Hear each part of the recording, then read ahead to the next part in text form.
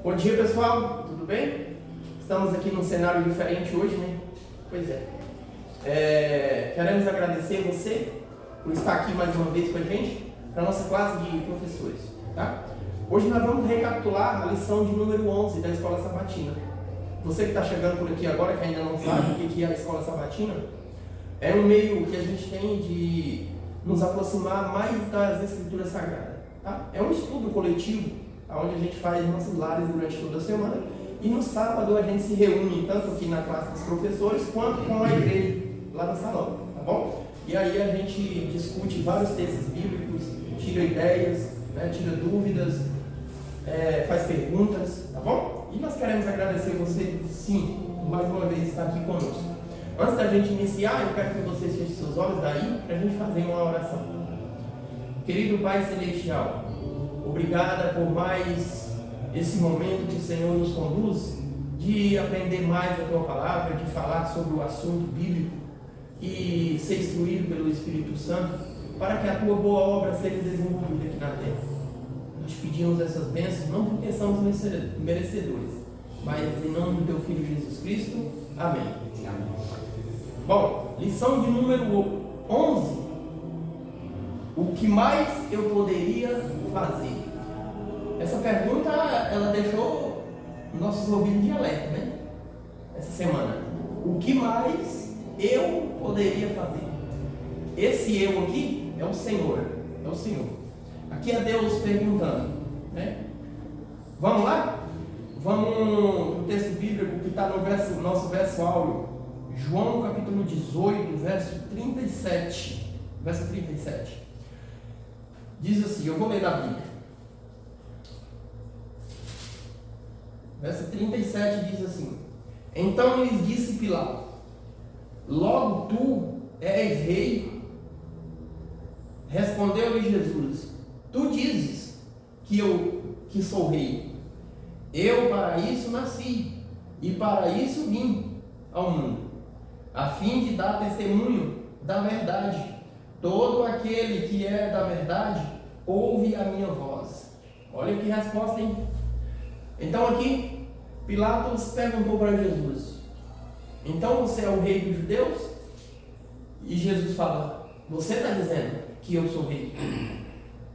Que afirmação, hein, irmão Edmar? A lição dessa semana ela começa com uma pergunta retórica, né?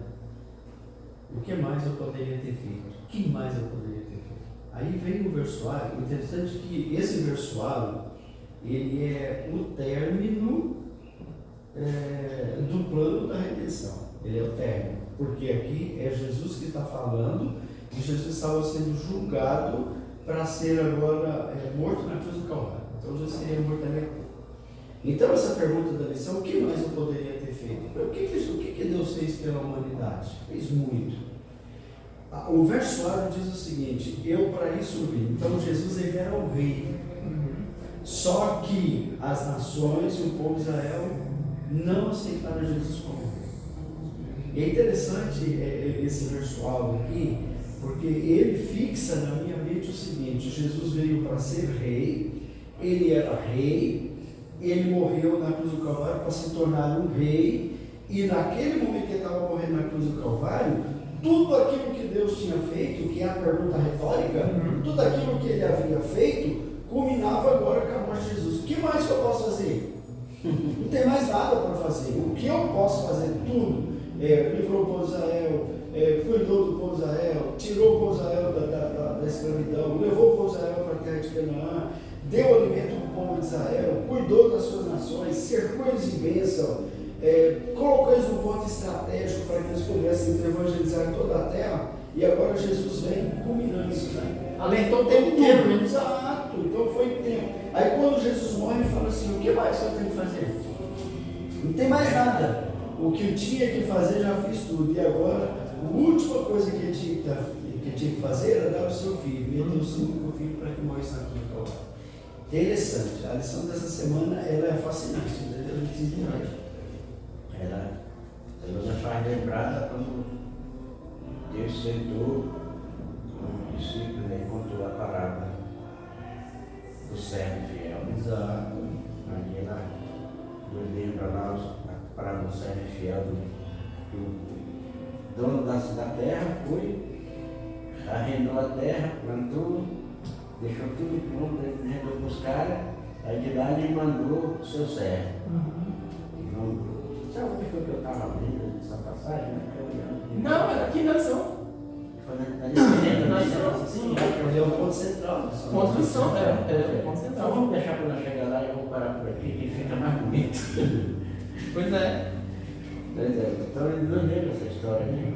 Olha só, vários anos atrás, a revista Kim publicou uma história infantil muito interessante. Dennis, um menino órfão, era filho adotivo de uma família da Idade Média. Dennis odiava o rei daquela região, porque quando seus pais ficaram doentes, os soldados do rei levaram embora e ele nunca mais os viu. Depois ele descobriu que o rei os havia separado para salvá-los de todos os horrores da peste negra. A verdade sobre o rei libertou Dennis do ódio e ele havia alimentado durante quase toda a sua vida.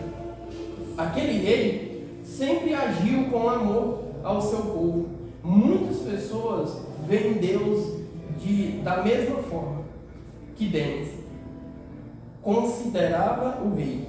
O mal que testemunharam ou permitiram os levar ao ódio ou rejeitar a Deus. Onde está o Senhor? Essa pergunta. Quando há sofrimento, onde está?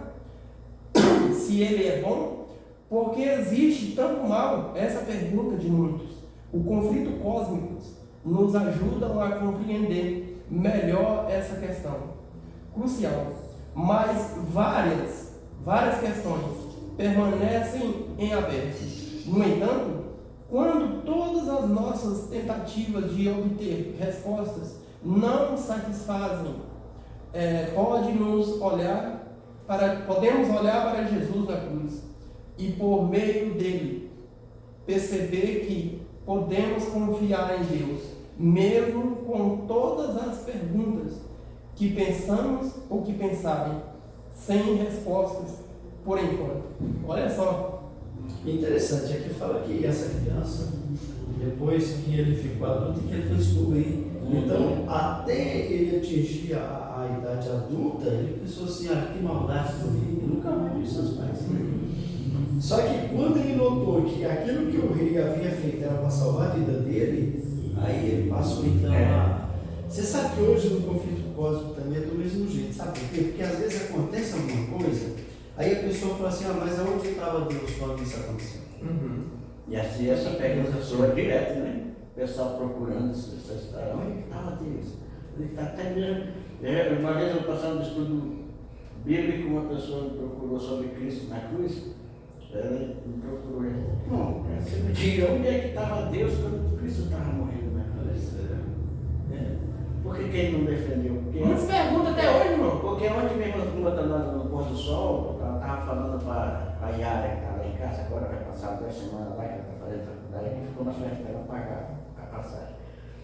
Aí eu estava falando para ela, Yara, às vezes a gente faz perguntas indiscretas até, né?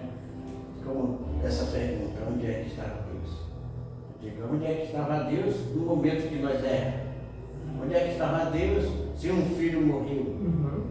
Agora, presta atenção, nós sentimos só a nossa dor, né? Nós só quer saber de nós. Nós não lembramos que Deus também, Ele sofre por nós até hoje. Porque cada falha que eu dou aqui na minha vida, Deus sente a dor pior do que eu. Muito. Né? Eu digo que Ele nunca saiu daquele lugar. Sabe aonde? Do nosso lado. Nós precisamos distanciar. Mas Ele está ali, firme, está do nosso lado. Ele nunca nos disse para nós, nunca prometeu, disse, filho, me serve, me aceita, segue esta vida eterna que está escrito aqui. que você não vai sofrer dor, não vai ter enfermidade, vai ter tudo, vai ter um sofá macio, uma cama com ar-condicionado para você, você não vai fazer nada, você agora vai comer livremente que eu vou te manter. Não, ele só fez isso lá no deserto, quando o povo duvidava da existência de Deus perto deles. Por quê? Porque já era a segunda, terceira vez, já que eles estavam duvidando, Deus mostrou que eles estavam duvidando. E choveu uma maná do céu. Uma tenedão, né? Diante de tudo aquilo que acontece no universo, por exemplo, tantos desastres, tantas calamidades, tantas pestes, guerras, né? A tendência, às vezes, daquele que não acredita em Deus é questionar a respeito do amor de Deus, como fez aquela criança, do mesmo jeito. Só que um dia ele vai entender por que isso está acontecendo. Por quê? Porque é um conflito cósmico. E o conflito cósmico a gente não consegue entender porque ele está acontecendo nos bastidores. E a Bíblia diz que quando Jesus voltar e nós subirmos para os céus, a Bíblia diz que a nossa mente ela vai ser esclarecida, ela vai ser aberta. Você vai poder compreender um pouco a respeito desse conflito cósmico. E vai ver também. Aí você vai poder entender, mas por enquanto as pessoas ainda ficam meio assim, né? meio em dúvida. E às vezes até aqueles que creem, mesmo aqueles que acreditam, em um determinado momento ele tem um ponto de interrogação na sua vida. Sabe, irmão Edmar, que muitas das vezes é falta de estudar a palavra de Deus? Exato. Para poder entender isso aqui. É o que diz Crônicas. Para poder entender isso aqui. Porque domingo, aqui na parte de domingo, olha só para você ver. Embora o inimigo, na primeira linha, embora o inimigo esteja em ação, olha só, a quem o próprio Cristo se refere como o príncipe usurpador. Então, assim, quando a gente não busca o entendimento das Escrituras, fica muito fácil a gente perguntar, mas por que Deus?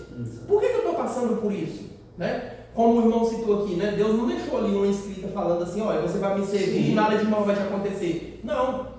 Entende? Por quê? Porque o inimigo ele só vai ser vencido totalmente no fim de toda a história. A gente conhece isso. Então, enquanto Deus não enxugar toda lágrima, né? Não ter mais dor, nem o calor, você sentirá. Então, enquanto Deus não colocar fim, um ponto final nisso tudo, a gente vai passar por tribulações.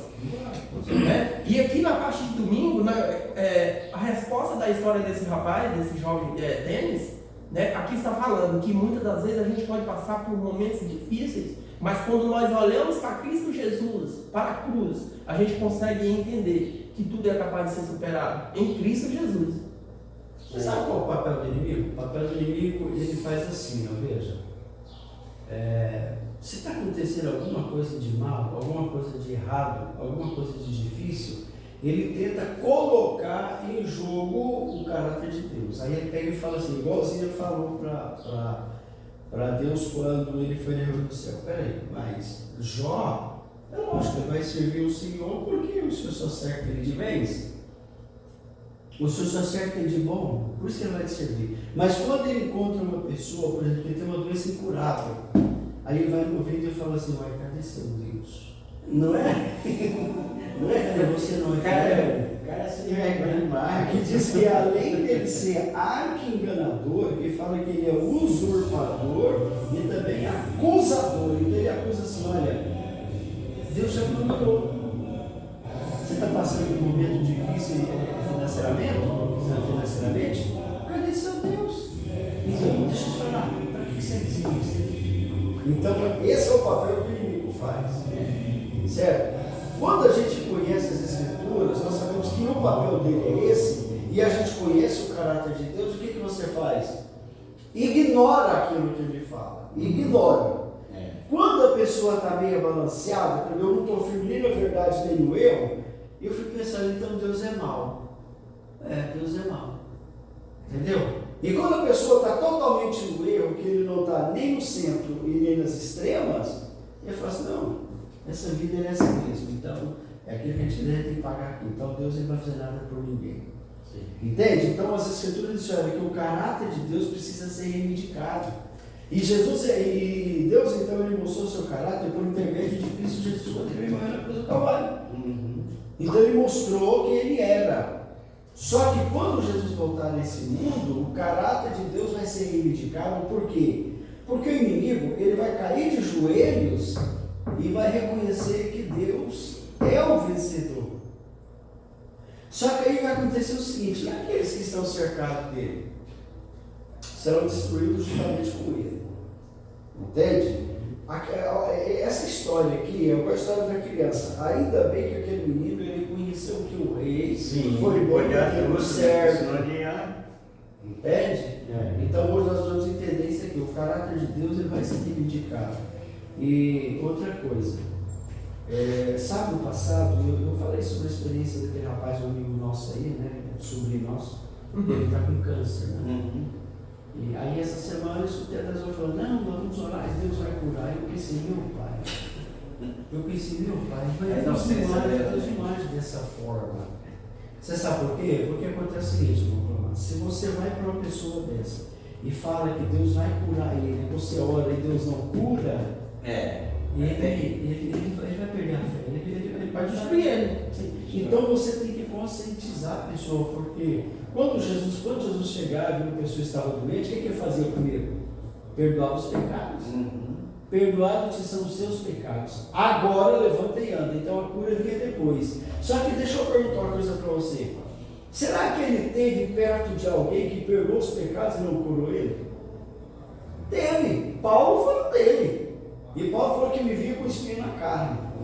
Né? E Deus perdoou os pecados de Paulo. Perdoou ou não perdoou? Quem era Paulo? E Deus curou ele? Não, então a gente precisa entender isso daqui, você entendeu? Quando você entende um pouco daquilo que está acontecendo no conflito cósmico, o diabo acusando, falando que Deus é isso, que Deus é aquilo outro, que ele é bom se você for bom para ele, se você for bom ele não é, se mesmo se você sendo bom, você está passando por problema, você não pode fazer isso, Deus tem que fazer o melhor, e ele tem que falar isso na boca do pessoal aí, ó.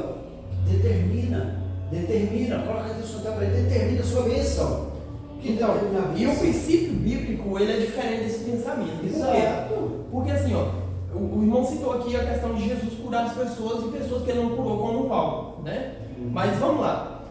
A Maria Madalena, entende? Ela foi curada por Jesus interiormente. Ela foi curada, certo? Mas o que acontece? Aquela mulher, com certeza, ela morreu. O que vai importar não é a situação que eu estou passando. É a salvação. Aquela mulher, ela morreu salva. A Bíblia não nos deixa regir de pensamento contrário. Entende? De acordo com a palavra de Deus aqui, com a Bíblia, o que a Bíblia mostra sobre essa mulher, ela morreu salva. Morreu em Cristo Jesus. A gente pode até falar que era uma das pessoas que mais amava Jesus aqui na terra. Maria Madalena. Entende? Então assim, a gente tem que incentivar uma pessoa que está passando por algum momento, talvez você do outro lado está passando por algum momento, né? E algumas pessoas estão falando para você: olha, se você vai orar, porque você vai ser curado. Peraí, o ensino não é esse. Você tem que conhecer Jesus Cristo, aprender a obedecê-lo. E mesmo que se você morrer através de qualquer doença que possa estar ocasionando isso, uma certeza você vai ter. Você vai morrer nos braços de Jesus Cristo. Isso é o importante. Você vai alcançar a vida eterna. Por quê? Porque você decidiu entregar a sua vida nas mãos daquele que pode tudo. Entendeu? Então esse é o caminho. É deixar a pessoa ciente que se ela parar agora de servir o inimigo, de servir o mundo, e se colocar aos pés de Jesus e fazer a vontade de Jesus, mesmo que se ela morrer por causa de qualquer fatalidade, ela morre na presença do Senhor. Não foi isso que aconteceu com Paulo? Um homem que estava perdido enquanto era salvo, estava perdido, achando que estava salvo, achando que servia a Deus. Não foi isso que aconteceu com Maria Madalena? Não foi isso que aconteceu com os apóstolos? Pessoas que estavam perdidas, jogadas lá no meio do alto mar. Então foi isso que aconteceu com eles, pessoas que morreram, mas morreram em Cristo Jesus. A salvação não é eu ser curado da doença que eu possa ter, entendeu? A salvação, ela está em servir, em ter Jesus como nosso Senhor. Esse é o ensino bíblico. Exatamente. Para nós entendermos melhor da salvação, nós devemos buscar também lá no princípio do pecado, lá no céu. Né? Nós vimos que ali Satanás foi perdedor para o Miguel, né? Que é Jesus Cristo. Ele veio para a terra. Aqui ele perdeu no deserto. Ele perdeu também na época que ele botou para matar os meninos de 2 anos. Ele perdeu, não conseguiu pegar Cristo também. Aí foi até a cruz, que ele já estava, a única esperança dele, viu Cristo ali sofrendo. já morrendo na cruz. Quando Cristo estava morrendo na cruz, os anjos e todas as hostes celestiais olharam e viram um tremendo erro de Satanás, como ele é terrível e arrogante, matando o próprio Deus ali na cruz. E aí foi ali que caiu a máscara. Foi quando ele viu, ele disse: agora eu estou derrotado. Aí decretou o final dele. Então já não tem mais o que ele fazer mais para dizer que eu vou vencer. Mas ainda assim, na mente dele, ele pensa que vai vencer. Né? Mas Cristo já decretou a sentença dele. Ele não tem mais o que fazer. Ele já está perdido, derrotado. Entendeu? Já está derrotado. Mas na mente dele, Cristo bate o martelo e diz: é até aqui. Porque nós sabemos que Cristo coloca a posição e o fim, né? Ali das coisas. Aí então ele disse: então, chegou até aqui. Agora é com vocês. Nós temos agora lutar. Lutar não para ter a nós lutar contra o inimigo, porque nós não temos força para lutar contra o inimigo. Nós precisamos dizer: eis-me aqui, eu estou aqui. Então tudo que vem, não vem nada de mim. Tudo é para honra e glória de Cristo. Toda vitória é de Cristo. Tudo que a Bíblia tem nos ensinado, não é eu, nem irmão Clamar, nem irmão Edmar que vai tomar a vitória, diz: eu venci. Não, tudo é Cristo vencer. Todo vencimento é de Cristo. Porque nós não tem como nós vencer. Dá para dar atenção nessa história aqui, que estamos aprendendo agora, com nossos internautas. Nós não temos nem mínima chance de vencer, não temos.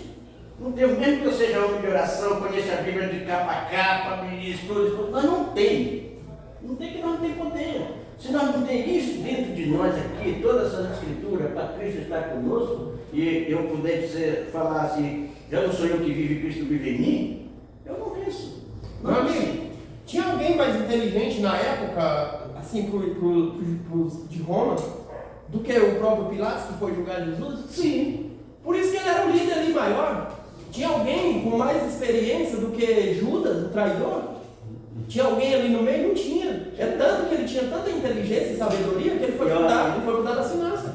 E olha aí, onde foi que acabou isso? Entende? Então a nossa capacidade, ela é muito mínima, muito mínima. Interessante. Ele disse que é uma das ele é a quarta pessoa mais inteligente que tem, né? O diabo, porque tem Pai, Filho e Espírito Santo. Então ele é a quarta. E ele é bem experiente. Ele é bem experiente. Ele nasceu primeiro que o homem. Agora, acontece a lição de domingo, de segunda, aliás, quando ela fala sobre justo e justificador.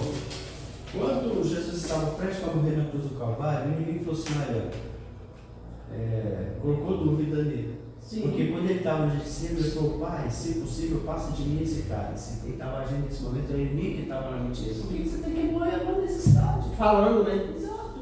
Aí quando ele chega diante de Deus, fala assim: Pai, se possível, eu não quero morrer na cruz do Calvário. A tradução para a nossa língua é assim, mais completa, né? Não quero morrer na cruz do A Calvário. minha vontade não é. Mas como eu não faço a minha vontade do Senhor, então seja feita a sua vontade. Interessante que nessa cena, a Ellen White ela fala no livro Desejar das Nações que o mundo se tornou palco. Sim. E os mundos ao redor se tornou a plateia. Todos os olhos. Então todo mundo olhando para a terra ver o que ia acontecer. Quando Jesus morre na cruz do Calvário, o caráter de Deus foi reivindicado por o universo. O universo já sabe de tudo. Aqui na terra ainda tem aqueles que duvidam. E muitos. Não, é Deus. Assim, existe um pouco de maldade em Deus, existe um pouco de maldade no inimigo. Isso é o que a nova era tem ensinado. Né? Não, no final Deus ele vai ser bonzinho e vai salvar todo mundo. No final ele vai fazer isso. Não, Deus, você entendeu? Então isso hoje tem tomado conta do ser humano, do terrestre. Porque os mundos não caídos, eles já deram o veredito final. Ele já sabe que aquilo que aconteceu na cruz do Calvário foi um culminante para demonstrar que o caráter de Deus foi reivindicado. Acabou, não tem como mais. O universo sabe disso, o céu sabe disso.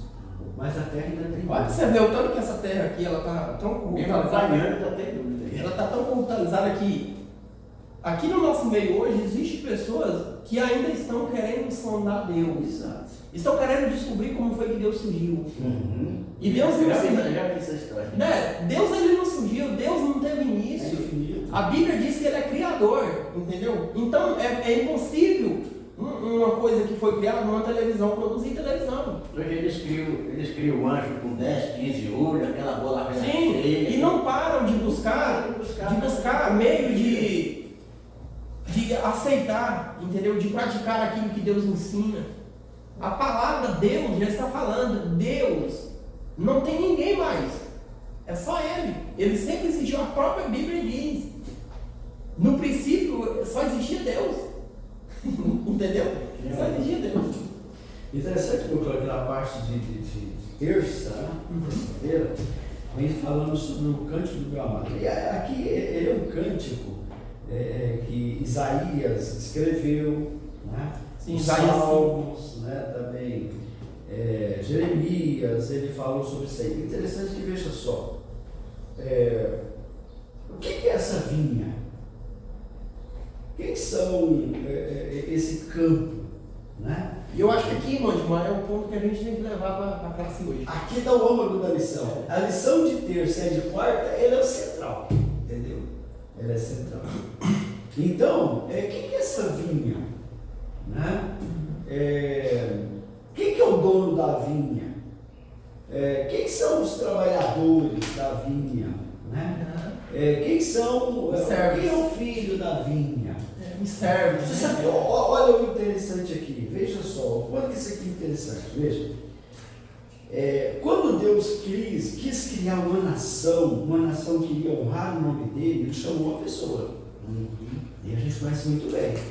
Deus chamou Abraão. Abraão morava lá em Ur dos Caldeus. Ur dos Caldeus era o pior lugar para se existir para cima. Sim, lá não era nada inferno, né? Ur dos Caldeus sacrificava filhos. E Abraão estava no meio. Abraão, ele morava ali junto com seu pai, né? E o pai de Abraão, ele era idólatra. Sim. Então, veja só, quando Deus olha para a terra e fala assim, olha, eu preciso criar uma nação, eu preciso de criar uma vinha, quem que eu vou chamar? Ele olhou e falou, vou chamar Abraão.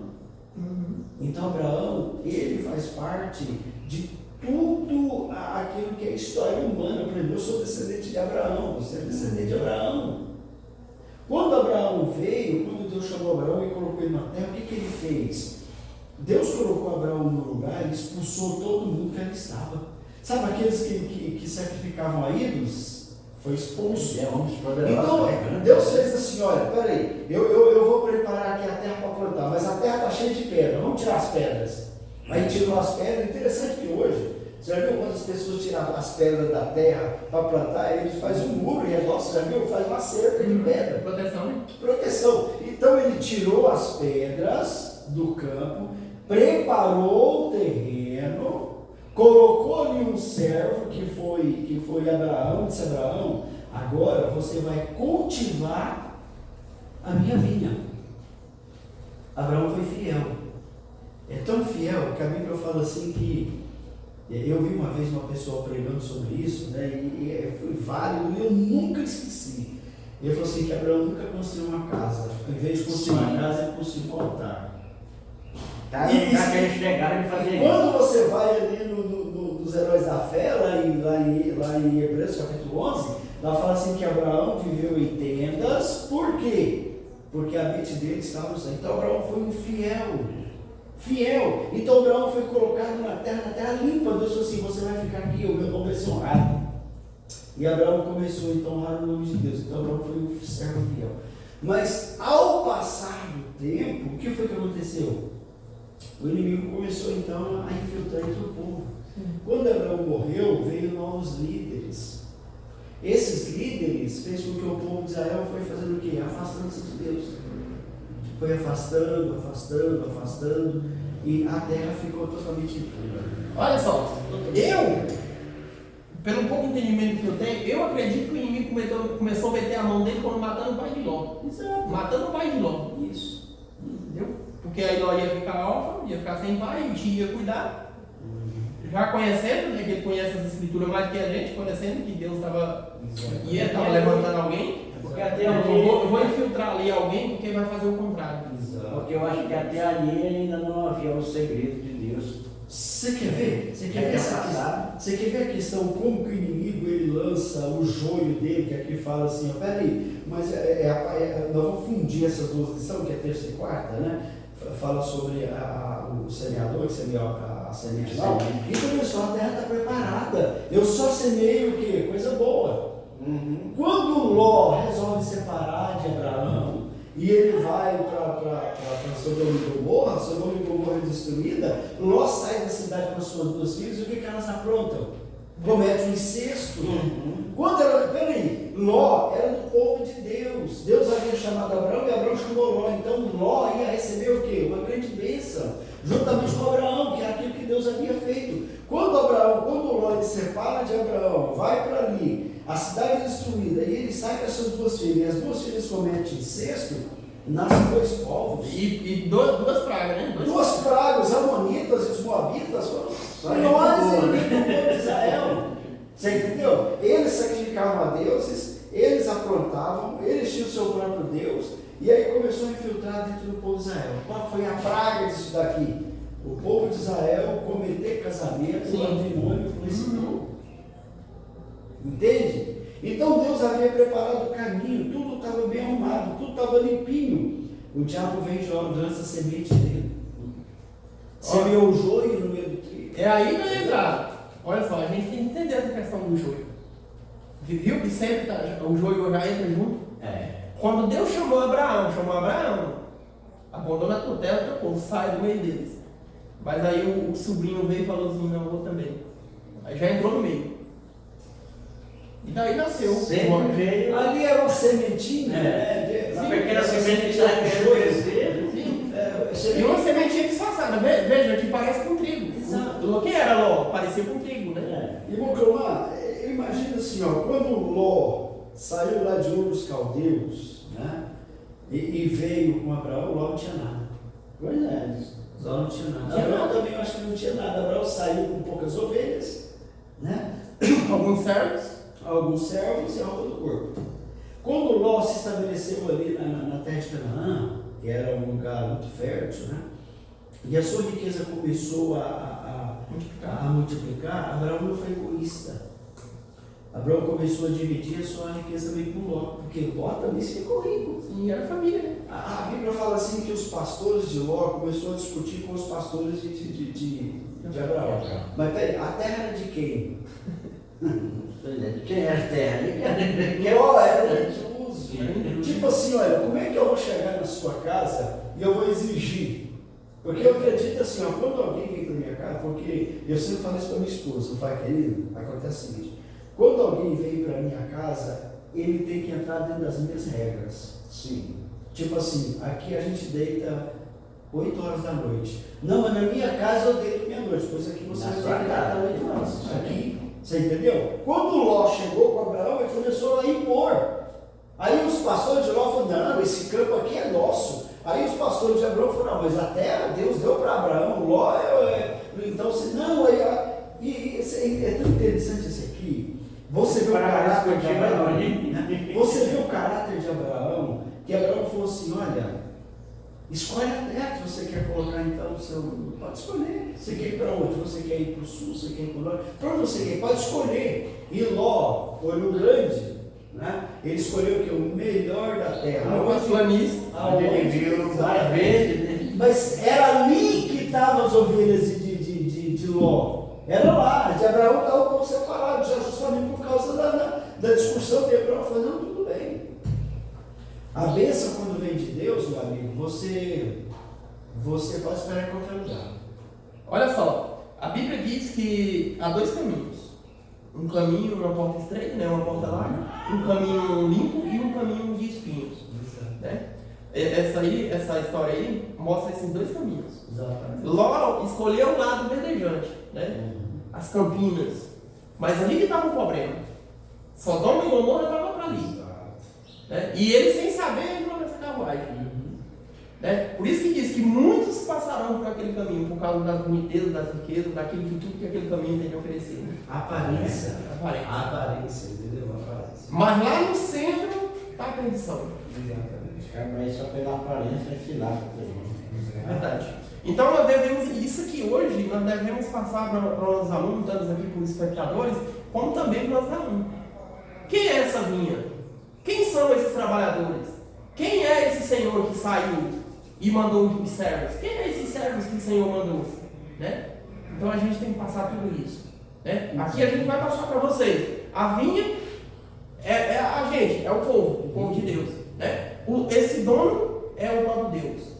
Certo? Os trabalhadores somos nós somos os trabalhadores. E os servos são os profetas.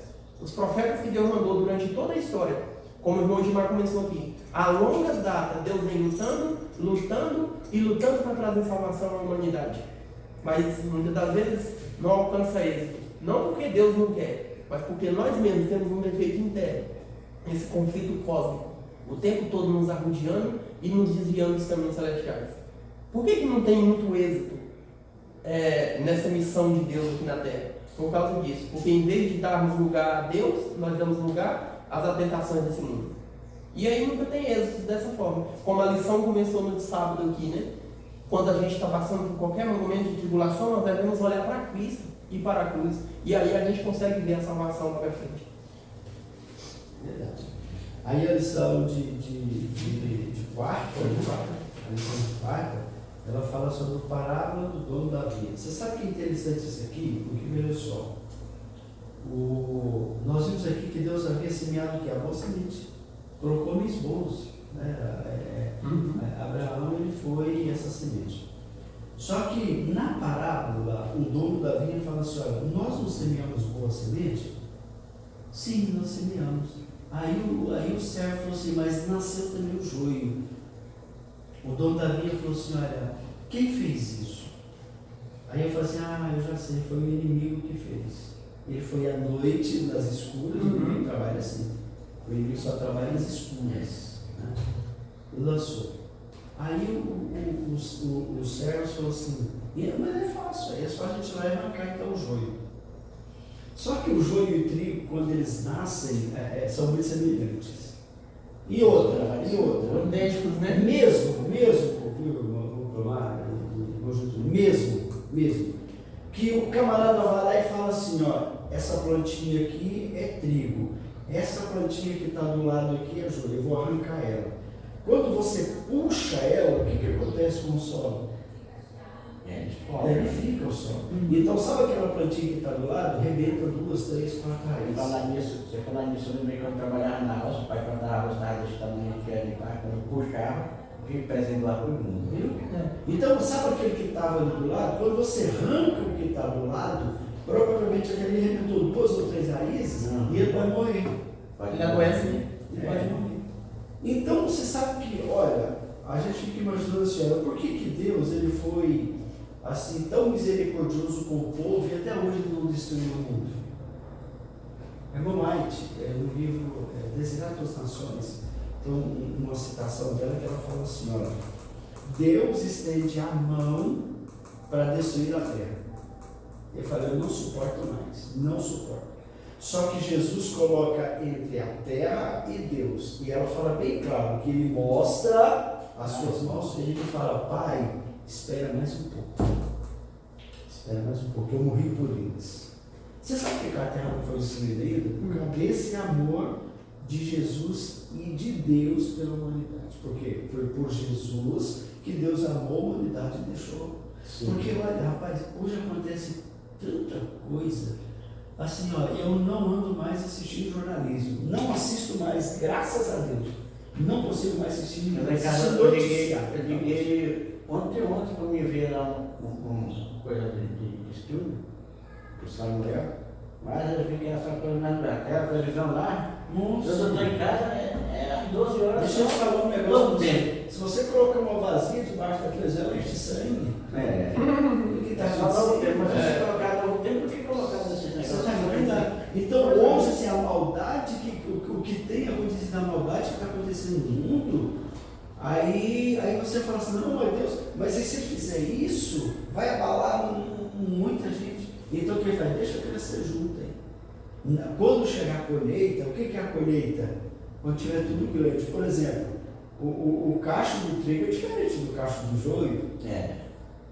Entende? Aí você pode colher o trigo e deixar o joio. A Bíblia fala assim, Agora pode ser até igual, mas os cachos são diferentes. quando Jesus for dar, o que ele vai fazer? Ele vai falar, vinde benditos de meu Pai. Isso ele vai dizer para o trigo. Para o joio, ele vai dizer, afastai-vos de mim para o fogo do inferno. A Bíblia fala assim, que tira o joio e vai queima o joio. Entende? Então, tudo isso hoje está acontecendo. Mas assim, olha, tudo está acontecendo nos bastidores do conflito cósmico. Isso ele mesmo. E a gente não consegue entender. Isso aqui, ó, tem muitas pessoas que perguntam essa questão da parábola. Por que Jesus falava em parábola? Se Jesus tivesse vindo aqui e falado quem eram os trabalhadores, certamente ele não teria cumprido a missão. Porque os sacerdotes, que eram essas pessoas, isso aqui reflete em Abraão, mas os sacerdotes, os líderes religiosos, eles são os trabalhadores que foram colocados no campo. Agora, se Jesus tivesse falado, esses trabalhadores aqui é vocês, o que eles iam fazer? Ia procurar matar Jesus mais cedo. Jesus não terminaria a missão. Não terminaria a missão. Entende? Então, por isso que foi falado em parábola. Por isso que foi falado em parábola. Isso aqui é codificação. Se você olhar para as parábolas, a maioria das parábolas, você não vê um dos escritores do Novo Testamento explicando as parábolas.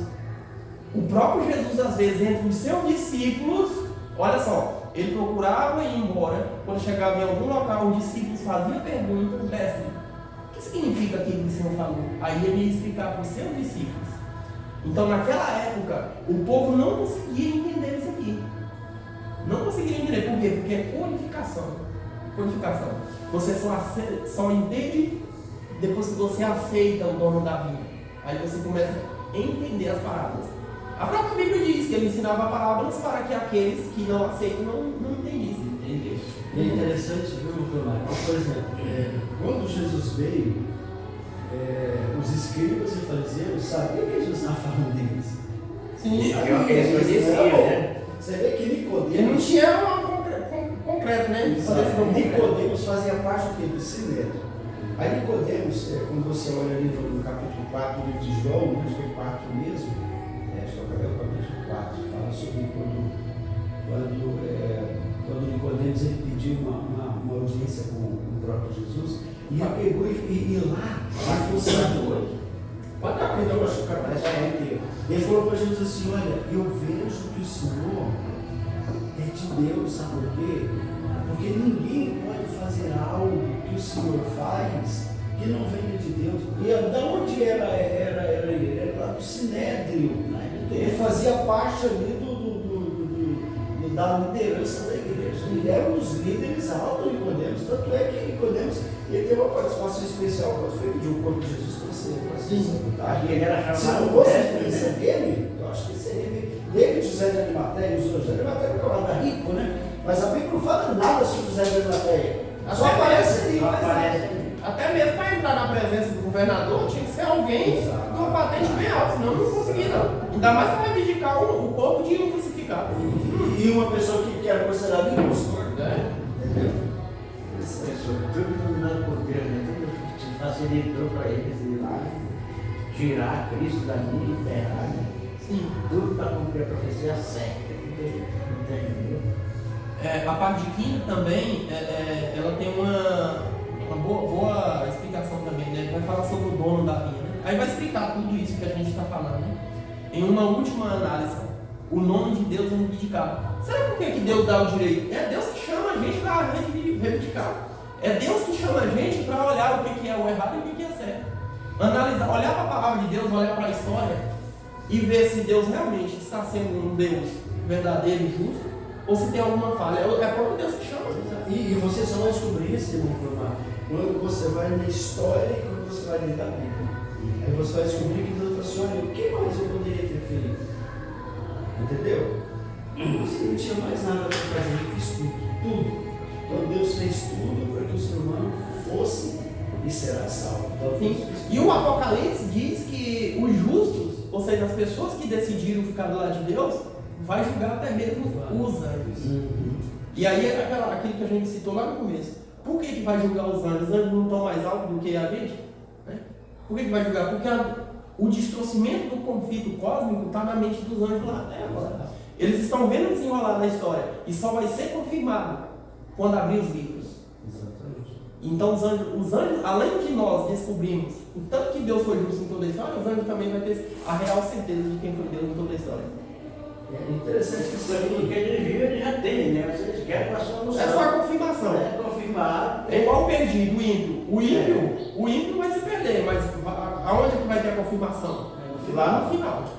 Exatamente. É quando terminar a história, né? É. E a Bíblia diz assim, no Apocalipse, que Jesus ele vai lançar um incensário e vai dizer, está feito. O próprio ímpio sabe, irmão, que está perdido. Porque quando eu estou fazendo uma coisa errada, eu sei que está errado. Então eu sei que está errado. Mas aonde que vai ter o cumprimento? A certeza final? Lá no final. No final da história. Essa história de a gente ir julgar muitas pessoas, nem entende e procura. Mas como que nós vamos julgar? Se nós somos pecadores e tal. Mas lá, quando você não está pecador, mas você está transformado. Você vai lá no céu. É que nem a morada no céu. E todo mundo diz que vamos ser salvos e morar no céu. Não. Vai passar a temporada lá. Outra, o julgamento ele vai ter uma base. Por exemplo, não é o meu conceito. Eu vou julgar segundo o meu conceito. Não. A Bíblia fala que será julgado segundo a lei da liberdade. O código moral. E esse código moral, quando a pessoa for transformada, quando a pessoa for transformada, esse código moral já vai ser implantado na mente do fiel. Com certeza. Entendeu? Então ninguém vai querer sair fora porque não vai ter como. Entende? Já vai estar implantado. O código moral de Deus, o caráter de Deus vai fazer parte do nosso caráter também. As coisas são diferentes. Ontem eu estava aqui. Lá em Goiânia, que eu estou trabalhando direto lá agora. Chegou a hora do almoço, aí o pessoal tudo reunido lá e estava falando sobre Cristo. Aí eu estava comendo, depois que eu terminei, eles falaram: rapaz, como será que é Cristo? Porque o pessoal, uns falam que ele é louro, outros falam que ele é de olho azul, outros falam que é desse homem. Aí eles falaram lá depois, eu digo: vocês querem que eu fale alguma coisa? Sim, você é crente mesmo, né? Não. Não, você é evangélico também não. Mas você não é do sétimo dia, daquela igreja que não trabalha sábado? Negativo também não, porque ela trabalha. E por que você não vai trabalhar? Eu digo: é a mesma coisa que vocês estão discutindo aqui. Você sabe de onde Cristo veio? Ele nasceu lá no Oriente. Agora eu quero que você me diga uma coisa. Como que é o clima lá no Oriente? É frio, nevoado, vai nascer só louro, só galegão? Não, é quente, terrível, quente lá dentro, apesar de tudo era deserto. Nós vimos aquele lugar ali do lago, ali onde Cristo andava, ali era pedregulho, era coisa dificultosa, deserto. E como que ele andava? Coberto. Então, se você pegar os princípios da criação, você vai ver que o inimigo trabalha para acabar com todo aquele que parece com Deus. Né? Com tudo aquilo, com tudo que ele quer devorar. E quando os pretos nasceram, o que foi que fizeram deles? Os inimigos botou na mente dos brancos que eles não eram cristãos, eles eram escravos, então trataram ele de uma forma subordinada diferente. Com tacas, até morte, eles podiam matar. E de lá veio aquele complô, até hoje tem sobre a raça negra. Eu digo, para encurtar a conversa, se quando ele está lá na nuvem no céu, a nuvem branca e o Cristo negro, o que é que o mundo vai falar? Entendeu? Digo, porque da noite ele veio, tudo indica que ele pode até não ser preto, escuro, mas ele é moreno. Vamos transar? Bom, pessoal, obrigado, tá? A gente espera você aqui no próximo sábado para juntos recapitular a lição da Escola Sabatina e pedir o irmão de tudo para terminar com a oração. Pai amado, nesse momento estamos finalizando a primeira hora da nossa lição aqui, reunido com os demais professores e líderes que tu escolheste, Pai. E assim queremos assim, que assim nos consagrou para levar a tua mensagem aos demais liderados que o Senhor tem para receber este fruto que é a semente boa. Deus abençoe sempre, dando a sabedoria e ampliando nossa visão e mente para que nós tenhamos entendimento.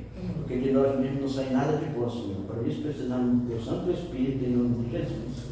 Amém. Amém.